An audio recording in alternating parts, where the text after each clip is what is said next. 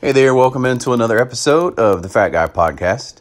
I am the Fat Guy. Most people just call me Brett Mason. Thank you so much for listening today. You can follow us on social media, Instagram and Facebook. I'd say be the primary two that I post to. Fat Guy Podcast is the username for both. We're on Twitter as well. So if you haven't subscribed yet, you can subscribe to the podcast in a ton of places. We're on Spotify now. Of course, we're on Apple Podcasts. We're on the Google Play Store. Pretty much anywhere you can get podcasts, you can find us there. So however you prefer to consume podcasts, you can check us out. I'll tell you, I was thinking the other day, my long weight loss journey, which began on some pills, it was stuff that was part of a multi-level marketing campaign. But they actually got me started and lost a considerable amount of weight with them. Then I moved into being vegan, whole food. Well, I started out raw vegan. Then I moved to whole food vegan. Then I moved to the ketogenic lifestyle, which I really loved. Dropped a ton of weight with keto. Then I started playing around with intermittent fasting and then extended fasting. And before I get into talking about the 5-day fast and how I went through it and what I experienced and what you could expect if you want to try something like that, just let me say that there are so many good tools for weight loss that you should never limit yourself to one. That's what I've learned. Eating low carb, eating ketogenic. Of course, you can't overeat no matter what you do. You're not going to lose weight. But there's certain things that will improve your odds of losing weight. And I'm a firm believer in low carb and especially ketogenic will help you. But then working in intermittent fasting, once you start combining those two together, you combine keto and intermittent fasting. So I'd say probably the minimum effective dose of intermittent fasting would be like not eating for 14 hours or so. And then eating within a 12-hour window may help you, or a 10-hour window. But really you want to get into that 16-hour range is probably the minimum dose. So for 16 hours, you don't consume anything that has a calorie in it. Not any kind of drink or anything. You use very primarily water, but you can do unsweet tea, black coffee and stuff. And then you eat all your food within an 8-hour window. And then you can stretch that out to where it's 18 and 6. Then you can stretch it out to where it's 20 and 4. And then you ultimately could stretch it out to where it's, 23 and 1. So 23 hours out of the day, you don't consume anything with calories. And then you can just do one really large meal in an hour or work 2 meals in where you eat for like 10, 15 minutes, stop for 30 minutes, and then get another meal in for 15 minutes, and then you're right back to fasting again. That's all fasts that happen within one day, and those are really easier to do than what you would think. But then you can get into where you fast 48 hours, and then you can get into 72-hour fasts. You can get into 96-hour fasts, and then once you push through that, it really starts getting easy. Once you get past 4 days, it gets easy to fast. So all these are tools, and you don't have to keep doing one over and over again. I vary between, like the most killing it I've ever done weight loss was when I was varying it between everything. I was pretty much keto 95% of the time, I'll say 90% of the time. And then maybe 5% of the time I was just low carb, not actually keto, but low carb. And then that left 5% where I'd cheat here and there, mess up a little bit here and there. But at the same time, I'd also be fasting. So I was doing at least 16 hours every day.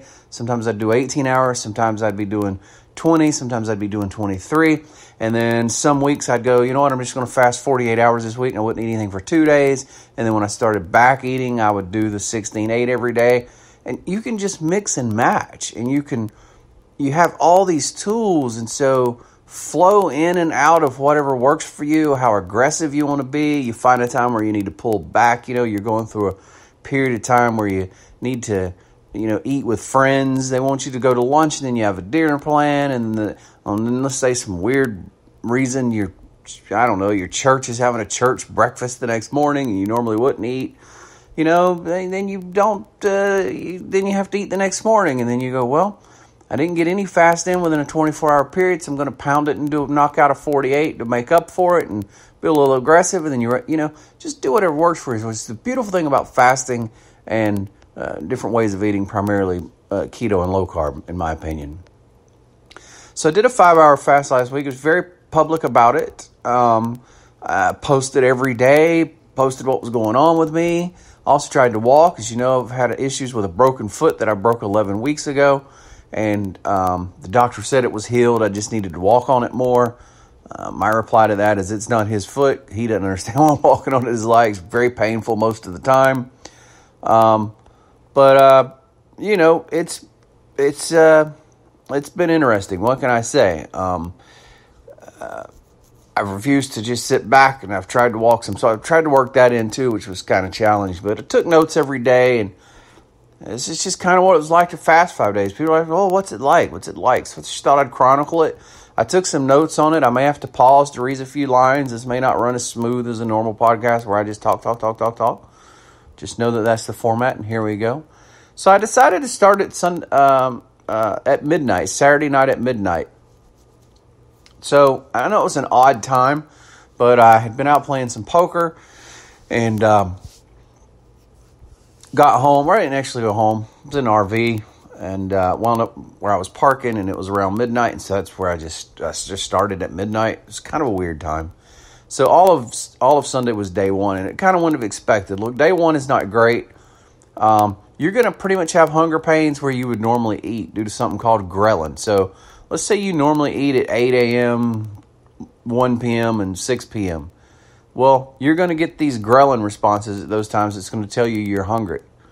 And you don't have to push through those. So it's just expect it, know that it's coming, and just know that when the hunger comes, if you'll wait it out for 15 to 30 minutes to 45 minutes, it'll pass, and you'll be fine. Your ghrelin will go back down, and the hunger will pass, and you'll be fine. And I had several of those, just waited them out. No problems. Everything was fine. I'd say day two is usually harder than day one. For me, I started out waking up at 4 in the morning for some reason. I was just starving. I was about 28 hours in at that point. I couldn't go back to sleep. I was awake till 6, but my hunger did finally subsided, and I knew I wanted to go walking, even with the foot swelling issues and everything, but I pushed through it. I spent from like 6 to 7:15 or so talking myself up for it. You can do it. You got to do it. Let's get out and walk. So I strapped my foot up and got out and did it, and it was slow. It was a 30-minute mile pace. That's slow for walking, but what can you do when your foot is in pain and swollen and all that? But I made it a half a mile, which isn't a lot, but I felt like it was an accomplishment. And I really felt great pretty much the rest of the day. I rested and iced my foot some. I remember having 2 reasonably significant waves of hunger, but both of them passed really quickly. I'd say 20 minutes or less. So you just wait it out, push through it. And I did sleep for several hours on Monday afternoon as well, which kind of helped. And that was because I didn't sleep the night before. So I finally had to catch up on my sleep. But I try not to sleep too much. I woke up at one point, I said, you got to get up, because I was really trying to get back into a regular sleeping schedule. This really has nothing to do with the fasting or anything. It's just when you do weird schedules like me, and I've always had problems sleeping at night, and then you add in playing poker late night hours, it just throws your sleep off a little bit. So that really doesn't have anything to do with the fasting. If you're into blood glucose settings and ketone readings and stuff, basically at the end of this day 2, my blood glucose was 87, which is really good, and my ketones were 1.5. So to put that in context, if you're a keto eater, let's say you just eat keto every day, and you're really good at keto, you're not cheating or anything, you're keeping your carbs at 20 grams or less, and you're eating really good macronutrient ratios with your fat and proteins, your ketones are going to range between 0.5 and 1. You may get to 1.5, probably not. Some people can, but basically you're going to be in the 0.5 to 1 range. So I've already exceeded that into the second day of my fast. I'm at 1.5 with the ketones, which means I'm in a really nice level of ketosis, and obviously my blood glucose is in a healthy range at 87. I did fall asleep that night a little earlier than I thought I would, which is midnight, which isn't early. But again, I woke up at 4 a.m., and the crazy thing was I had the most vivid, insane dreams. I remember I was this wrestler in a big stadium that was sold out, and I was out in the middle of the ring, and I had to wrestle, but I had to pee so bad I couldn't stand it. And here I was out in front of everybody, and you know how those dreams go. And then obviously I woke up and I had to go to the bathroom. But I'll tell you something interesting about this, and this is way personal. I apologize, but I think it's significant. So I woke up at like whatever this was, like 4 o'clock in the morning or whatever, and had an erection. So if you're a woman, you may or may not get this. You know, depending on your level of involvement with the men in your life, you may understand it, but a man will totally get it. And the older and older you get, the less this happens and the less intense it happens. But, I mean, when you're an 18-year-old, 25-year-old, whatever, 30-year-old, anytime you wake up in the morning, you're going to have one of those. And it's to a significant level or whatever. But the older you get, the less it happens, too. Sometimes it rarely happens or whatever. And so, I mean, this is pretty unusual. So to me, that shows the power and somewhat healing and restorative properties of fasting. And this was at 52 hours fasted at this point. And so I made a note of that. And a lot of people ask, well, you're just starving yourself to lose weight. It's amazing what happens when you fast. A lot of healing and restorative things happen. And I've talked about this to a few people. For instance, when you really get into a fast several days in, it will become hard to sleep much longer than 4 hours because you have so much energy. And people are like, well, how can you have so much energy when you're not eating and you're starving? Well, first of all, you're not starving. If you have fat on your body is going to eat just as much fat as it needs. It's eating. Even though you're not putting food in your mouth physically, your body is still eating the same amount of calories. Because you have all of them around your belly and your hips and your thighs and wherever you're storing it. It's just like eating steak and potatoes to your body. The food is there. It's consuming it. You aren't starving. Just because you aren't putting food in your mouth doesn't mean you're starving. But it's already been broken down and stored into a form of energy that's more rarely available. So what happens is, people don't know this, but you have something called a basal metabolic rate. This is your resting metabolic rate. And this is how many calories your body burns just to exist. This is if you just laid in a bed and, you know, you ate breakfast, lunch, and dinner and you just laid in bed all day and you never moved. The amount of energy that you would consume in a day is called your BMR. Well, 60 to 70% of that energy is just for food digestion. That food that you eat, it is a heavily energy-intensive process to digest and move all that food through and do what needs to be done for you to extract the nutrients and the energy and then to store the fat that it's going to store, all the things that it does. When you stop eating, all that energy is left over. That 60% of your energy you're using for that, it's left over to do other things. So you're abundant in energy, and it also takes all that energy and focuses it on other things. And so these healing properties start happening, these restorative things start happening because your body doesn't have to waste all that energy digesting food like it normally does. And so all these other things begin happening, and that's one of the amazing, powerful things about fasting. Nevertheless, I tried to fall asleep that night, and I never could. 7 a.m. came, and nothing inside of me wanted to walk that morning. God, I was tired. I was kind of achy mainly from walking the day before, and I hadn't slept much, and I was thinking, man, if I just lay here, I might go to sleep because I only slept 4 hours. But it's just, it's kind of like a buzzing thing going on, which is really, again, you just have to experience it. Anyway, got up to go to the bathroom. My foot started throbbing really bad just from that walk to the bathroom, and it just didn't stop. But, boy, I've been listening to this guy called David Goggins, and he's got a lot of videos on YouTube you can watch, but I actually bought his book called Can't Hurt Me. And this guy, there's no excuses, and he will pump you up to do anything in life. And I got to tell you, he's just phenomenal. Anyway, check him out. But when you don't want to do something, that's the exact time you should do it. That's one of the things he talks about, and he doesn't just talk it, he backs it up with his life. And so I've tried to adopt that mentality. So I'm like, you know what? I really don't want to do it this morning. This is when I need to do it. So I wrapped my foot up. Got a compression sleeve on, an ankle wrap on, and well, I tell you, I got out and started walking that morning. It was so painful. Felt like I don't know, ground up sausage was being shoved down into my toes every time my foot would hit the ground. it was just a weird, painful feeling. Nevertheless, I made my half mile, which isn't a lot, but for me, I thought it was, and obviously my foot was throbbing when I got back.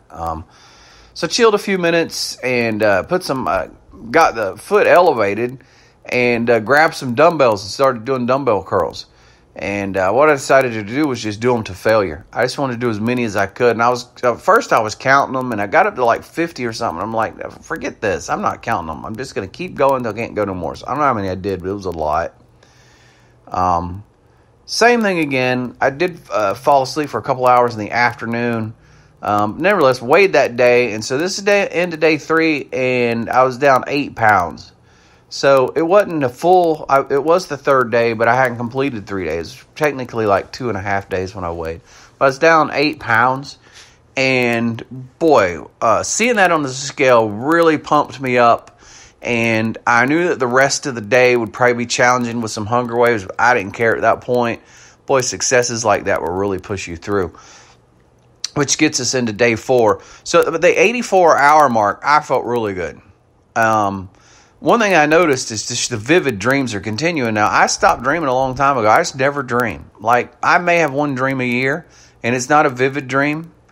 I don't know why fasting would bring that back, but it's fascinating to me because dreams are important. I was reading about dreams many, many years ago and why you dream, and scientists believe that this is the side effect of what happens when your brain is moving things around and filing it. That's what happens when you sleep. So all your memories from that day, everything that happened that day, everything you learned, your brain is arranging it, moving it, sliding it into this file, moving it into this section. And while all this is happening, it causes this side effect of dreaming. And so dreaming is very important. They say, but I just don't dream. And I find a lot of people, as you get older, you talk to them, and they maybe don't have dreams like they used to. So I found that was an interesting side effect. So we're into the 4th day, and so every time I'm sleeping now, I'm just having vivid dreams, which is fine.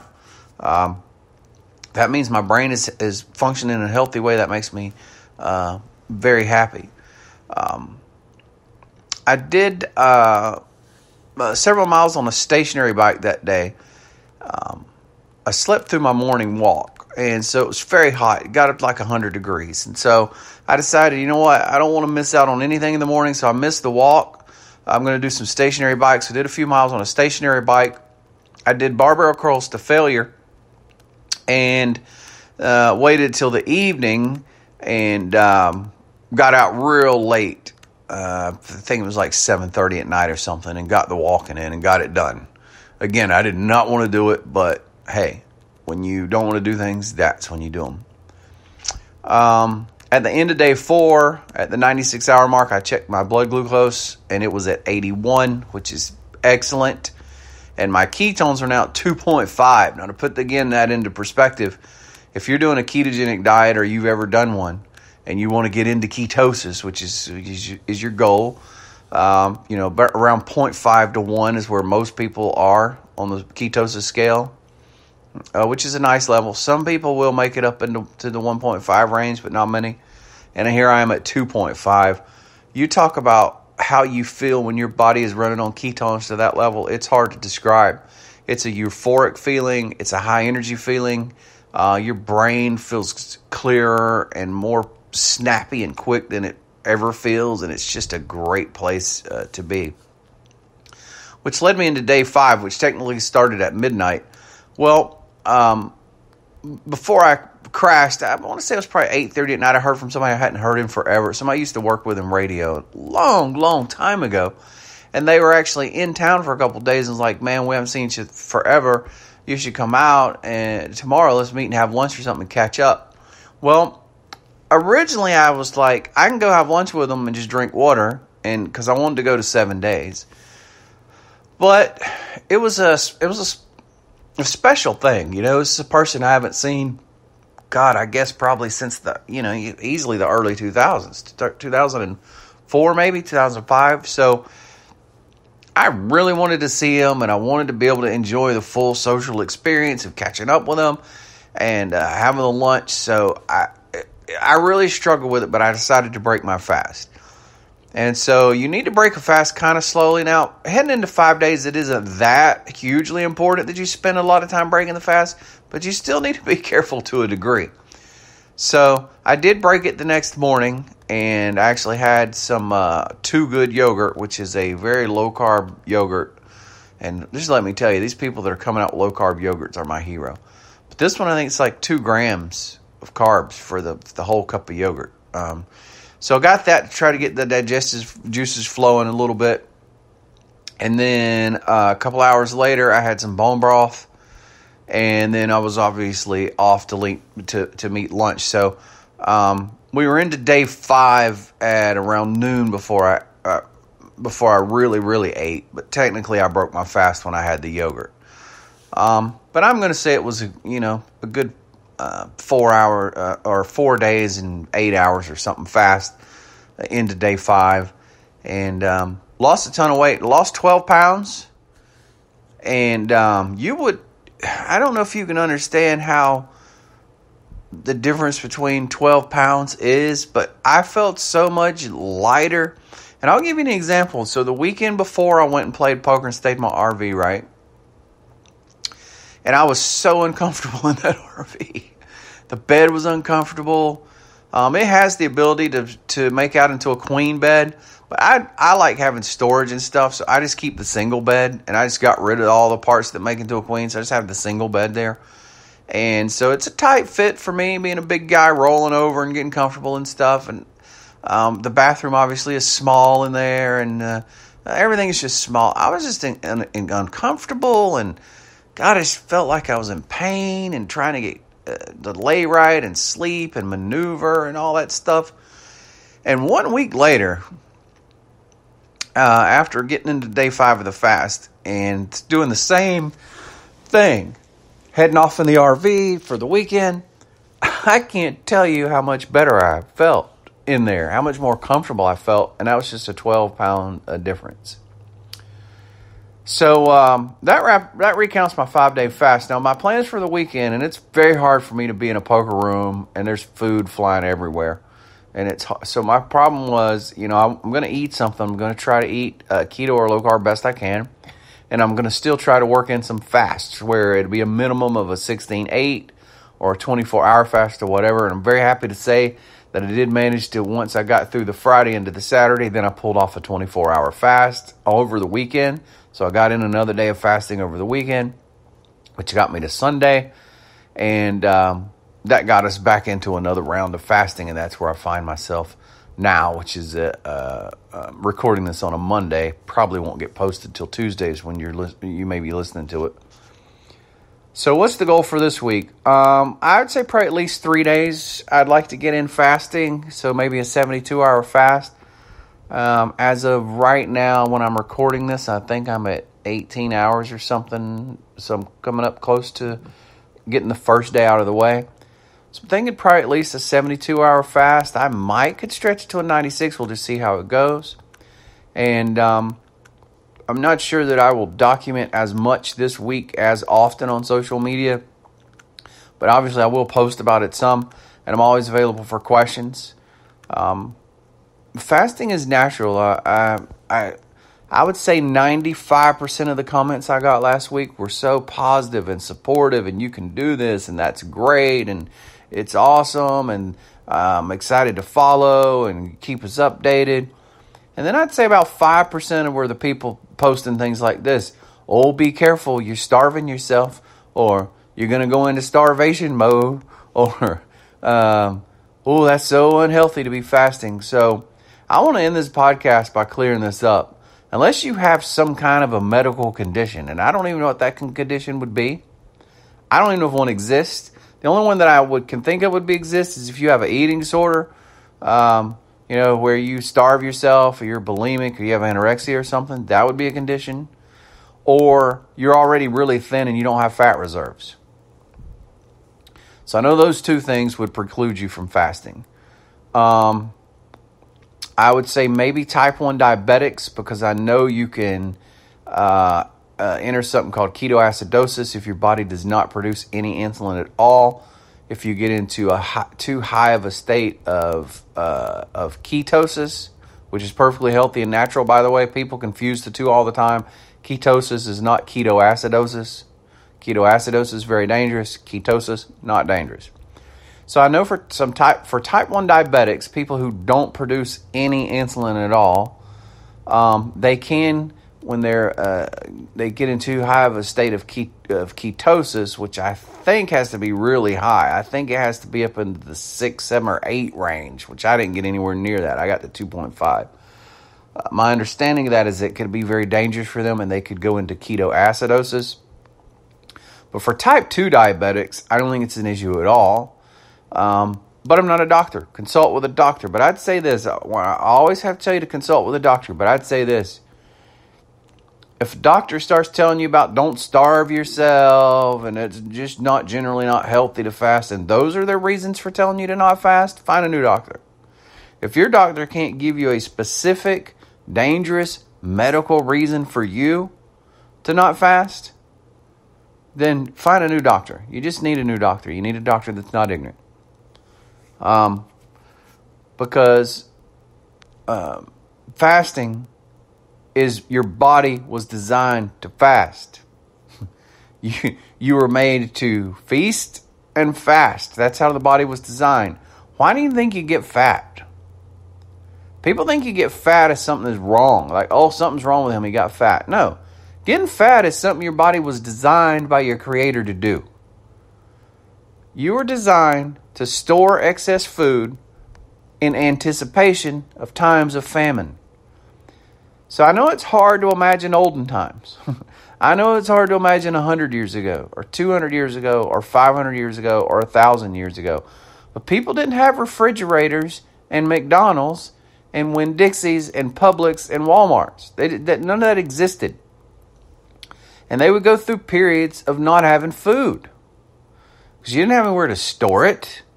Even if you did somehow have somewhere to store it, it was hard to get food. You had to grow it or harvest it or barter for it or raise livestock, and you would go through hard times of famine. And then if you get back even before the raising of livestock and stuff, when people had to just go catch what they ate, so they had to go hunting for a deer, or they had to go hunting for an elk, or they had to go hunting for rabbits, it was even harder to get food. And then when you got into the winter time, where there was a food scarcity, well, let's just say having fat stores was a dang good backup plan by your body. Because you'd go through times of feasts and feasting where food was plentiful, and then you'd go through times of famine where there wasn't food. And so your body would store all the excess calories that you went over. If you ate too much, your body wouldn't puke it out or poop it out. It would save it. It's like, man, we should go save this because hard times is coming. And then when you went through times of famine, you would still be eating, but you'd be eating fat reserves. I like to think of it like this. Food through your mouth is like a refrigerator, and fat around your gut is like a freezer. You know how you freeze meat? Have a cow cut up, get you a quarter of a cow and freeze it. You're not eating that every day. It's just sitting there. It's just sitting there in storage. That's fat stores. And then you're grabbing stuff out of the refrigerator. You grab the, whatever you got in the refrigerator to eat. You grab it out and you eat it. Well, that's eating. That's daily eating. But then when the refrigerator gets empty, you go pull stuff out of the freezer, out of the deep freezer. You've been saving it. Well, that's what fat stores are. So when you stop eating stuff, your body goes into the deep freezer, pulls out a steak, and eats it. You don't have to physically put it in your mouth. Your body's got it. Your body knows how to access it. You're not starving. Fasting is not starving. Fasting is not starving. Your body is eating. When a thin person, a waifish person with no fat stores doesn't eat, they are starving. When people in Ethiopia who don't have any access to food and they can't find any food and they're already super thin and their stomachs start bloating up and they get that bloated, starving look, they are starving. Those people are starving. They're not fasting. They're starving. When you live in America and you've been eating at McDonald's every day of your life and you're carrying around 40, 50, 75, 100 pounds of fat and you stop eating, you're not starving. You're fasting. You're not anywhere near starving. The longest recorded fast of all time was a guy named Angus Barbieri. You can Google him. Angus Barbieri. He's a Scottish man. He weighed in the 400 and I don't remember the exact number. I want to say it was 428 or 468 or 488 or somewhere, over 400 pounds. The man fasted for 384 days. He fasted for over a year. Not one calorie did the man put in his mouth. Not one. For 384 days, and he suffered no ill effects. He was monitored by doctors, I think on 2 different occasions during his over a year-long fast. They tested that his electrolytes was low, so they gave him electrolytes, which would be like salt, potassium, magnesium, maybe some calcium. I don't know exactly what electrolytes they gave him, but they had to give him some electrolytes. That happened a couple times. Other than that, the man was fine. He fasted over a year and did nothing but take a multivitamin. That was it. And for most of that, he didn't even need to take the multivitamin. I think they did it as a safety precaution. There's a man right now on YouTube. You can go search him on YouTube. The name of his channel is The Fasting Fat Man. The Fasting Fat Man. He's a black gentleman. Very well spoken. Started out at over 500 pounds. He documented a 150-day fast. He just ended it a couple of months ago. He fasted 150 days. 5 months straight. Never put 1 calorie in his mouth. Didn't do nothing but drink water with some electrolytes in it. That was it. I think maybe he took a multivitamin. And that was it. He wasn't starving. He was fasting. His body had more than enough food to eat. At 500-something pounds, whatever he weighed, 520, 30 pounds, the man got a deep freezer full of food. He's literally carrying around a deep freezer full of food. Fasting is not starving if you have excess fat stores. When I started my weight loss journey originally, I started out at 410 pounds. I was carrying around a humongous deep freezer of food. When I stop eating, I'm not fasting.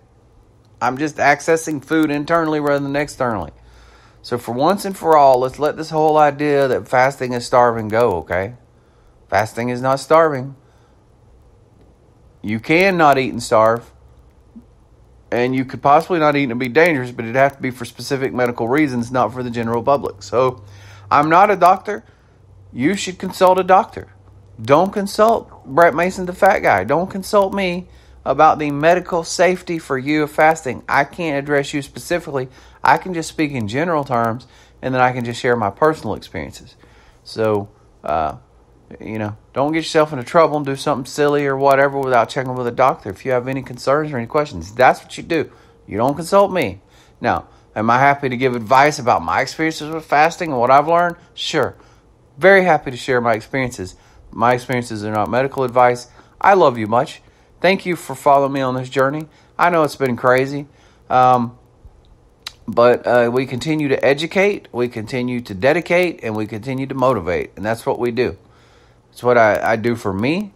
And it's funny because people are like, man, you sure have oftentimes spend a lot of time doing this, saying this for others, whatever. I'm like, you don't understand. I just do it for me, and then in turn I just share it. Everything that I'm sharing is really just stuff I've gone through for me. I've educated myself, and then it spills over, and I just managed to share it with others. I just educate myself, and it spills over and somehow educate others. I should try to keep motivating myself, and it spills over, and I motivate others. It's really all about me, and I don't mind sharing it. And somehow along the way, we have managed to help and inspire a few people. And God, the folks last week that sent me messages of what my story, had inspired them to start doing, and then the things they achieved on their own, felt so good, man. So many people lost so much weight and got control of their lives and got healthy. And, even if I get just a tiny little speck of a mention of having influenced that in some kind of a way, it makes me feel the best. Because I know what the work is like, because you got to put it in the work. Doesn't matter if I said something that triggered something in you or maybe inspired you or motivated you. You still had to do the work. And God, that's just amazing. This podcast probably ran a little long. I wanted to go through my week of fasting. I appreciate you listening. Follow us on social media. Fat Guy Podcast is where you can find us, whether that be Instagram, Facebook, or Twitter. And shoot me messages if you have questions. I try to answer those as I can. I'll do anything I can to help you. If you haven't subscribed to this podcast, you can find us all over the place, man. Google Play Store, Apple Podcasts. We're on Spotify now. We're on a ton of different platforms. Probably wherever you get a podcast, you can find us there and subscribe. And if you haven't done this, Apple Podcasts in particular, because it's really huge for Apple Podcasts. If you listen to us on Apple Podcasts, go and leave a rating would be awesome. That's the biggest favor you could do to me. Give us a 5-star and say why you like the podcast or some kind words. That'd help me more than you know. We'll talk to you next time. I appreciate you so much.